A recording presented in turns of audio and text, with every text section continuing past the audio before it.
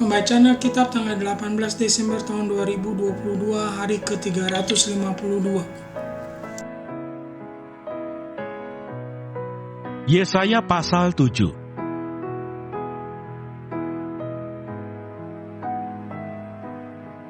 Pemberitaan mengenai Immanuel. Tuhan melanjutkan firman-Nya kepada Ahaz, katanya, "Mintalah suatu pertanda dari Tuhan Allahmu. Biarlah itu sesuatu dari dunia orang mati yang paling bawah, atau sesuatu dari tempat tertinggi yang di atas." Tetapi Ahaz menjawab, "Aku tidak mau meminta, aku tidak mau mencobai Tuhan." Lalu berkatalah Nabi Yesaya, "Baiklah, dengarkan, hai keluarga Daud. Belum cukupkah kamu melelahkan orang, sehingga kamu melelahkan Allahku juga? Sebab itu Tuhan sendirilah yang akan memberikan kepadamu suatu pertanda.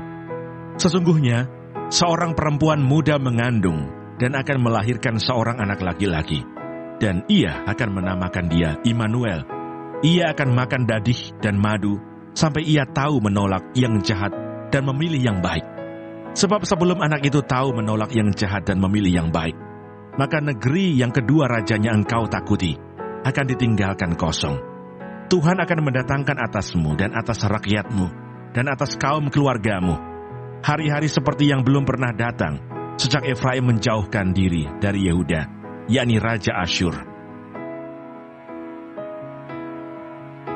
Mazmur 80.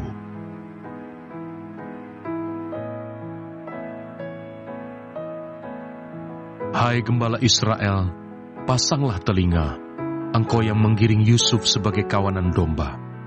Ya engkau yang duduk di atas para kerub, tampillah bersinar di depan Efraim dan Benyamin dan Manasye. Bangkitkanlah keperkasaanmu dan datanglah untuk menyelamatkan kami. Ya Allah, pulihkanlah kami, buatlah wajahmu bersinar, maka kami akan selamat. Tuhan, Allah semesta alam, berapa lama lagi murka-Mu menyala sekalipun umat-Mu berdoa? Engkau memberi mereka makan roti cucuran air mata. Engkau memberi mereka minum air mata berlimpah-limpah. Engkau membuat kami menjadi pokok percederaan tetangga-tetangga kami, dan musuh-musuh kami mengolok-olok kami. Ya Allah semesta alam, pulihkanlah kami, buatlah wajah-Mu bersinar, maka kami akan selamat. Mereka telah membakarnya dengan api dan menebangnya. Biarlah mereka hilang lenyap oleh hardik wajah-Mu. Kiranya tangan-Mu melindungi orang yang di sebelah kanan-Mu, anak manusia yang telah Kau teguhkan bagi diri-Mu itu, maka kami tidak akan menyimpang daripada-Mu. Biarkanlah kami hidup, maka kami akan menyerukan nama-Mu. Ya Tuhan, Allah semesta alam, pulihkanlah kami, buatlah wajah-Mu bersinar, maka kami akan selamat.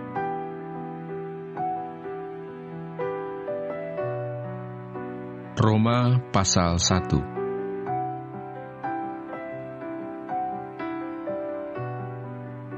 Salam dari Paulus, hamba Kristus Yesus, yang dipanggil menjadi rasul dan dikuduskan untuk memberitakan Injil Allah. Injil itu telah dijanjikannya sebelumnya dengan perantaraan nabi-nabinya dalam kitab-kitab suci tentang anaknya yang menurut daging diperanakkan dari keturunan Daud, dan menurut roh kekudusan dinyatakan oleh kebangkitannya dari antara orang mati, bahwa ia adalah anak Allah yang berkuasa, Yesus Kristus Tuhan kita. Dengan perantaraannya kami menerima kasih karunia dan jabatan rasul untuk menuntun semua bangsa, supaya mereka percaya dan taat kepada namanya. Kamu juga termasuk di antara mereka, kamu yang telah dipanggil menjadi milik Kristus. Kepada kamu sekalian yang tinggal di Roma, yang dikasihi Allah, yang dipanggil dan dijadikan orang-orang kudus, kasih karunia menyertai kamu dan damai sejahtera dari Allah Bapa kita dan dari Tuhan Yesus Kristus. Injil Matius. Matius pasal 1.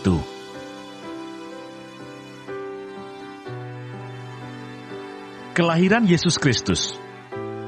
Kelahiran Yesus Kristus adalah seperti berikut. Pada waktu Maria ibunya bertunangan dengan Yusuf, ternyata ia mengandung dari Roh Kudus. sebelum mereka hidup sebagai suami istri. Karena Yusuf suaminya seorang yang tulus hati dan tidak mau mencemarkan nama istrinya di muka umum, ia bermaksud menceraikannya dengan diam-diam.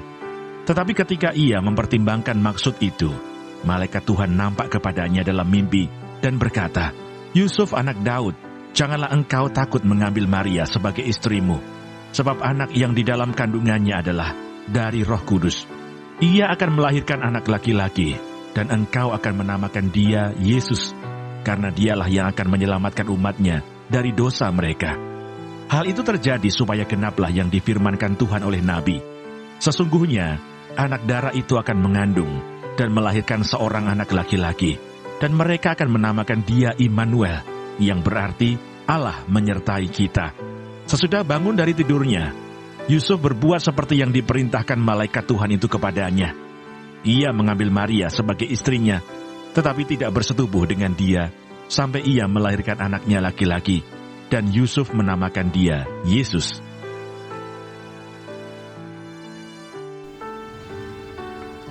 Terima kasih. Tuhan Yesus memberkati. Amin.